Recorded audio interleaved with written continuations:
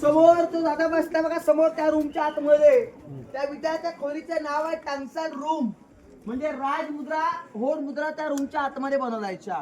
आज आपल्या नाण्यावरती लिहिलं जायचं की म्हणून स्तंभ म्हणून. आता आपल्या नाण्यावरती आपण काय लिहितो? सत्यमेव जयते. महाराजांच्या अष्टकोनी मुद्रा होती तांब्याची आणि महाराजांच्या मुद्रेवरती लेख होता की प्रतिपा चंद्र लेखे व वर्ध विष्णू बंदिता शास नोश बसायच्या मुद्रा भद्राय राजते. आणि त्या मुद्रेचा अर्थ काय होतो? प्रतिभेचा चंद्र जसा कोरेने वाढत जातो तसे शहाजी राजांचे पुत्र शिवराय यांचं वाढतं स्वराज्य एका प्रतिभेच्या कोरेने वाढत जावं. त्याचा अनंत गोडगरीबाना व्हावा त्या राजमुद्रा त्या रूमच्या आतमध्ये बनवल्याच्या. म्हणजे त्या काळची महाराजांची ती करन्सी होती. म्हणजे त्या काळची छोटीशी रिझर्व्ह बँक होती बघा. समोर आहे त्या कोणती रूम आहे? नाव आहे खलबत खाना गुप्तचरच्या रूम.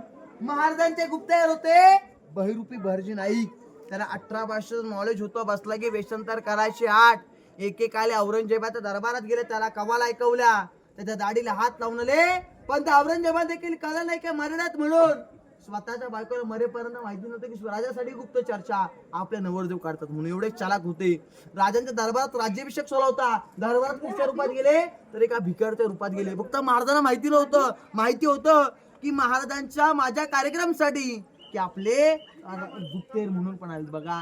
एवढं चलाकाने गिरलो ते आतमध्ये 11 पायऱ्या 10 बाऱ्याची रूम आहे. त्याला सिक्रेट रूम. या कानाची बातमी या कानाला समजायला को भिंतीला पण कान आहेत. पुढे भिंतीच्या आतमध्ये जाऊन गुप्त चर्चा केल्याच्या त्या कालची सिक्रेट रूम होती बघा. समोर इलेक्ट्रिक पोल दिसत का पुढे? तो हिरकणीचा बुर्ज आहे बघा. हिरकणीची तो बघा पुढे एंडला तिकडे तो हिरकणीचा बुर्ज आहे बघा. तिथून हिरकणी माता बाळासाठी उतरली होती बघा. हिरकणीची स्टोरी मी तुम्हाला पुढे ऐकवणार आहे. कविता पण ऐकवणार आहे. पण आता आपण महाराजांचा पहिला राज दरबार म्हणजे राजांची सदर पाहण्यासाठी आपण आतमध्ये सगळेजण जाणार आहोत.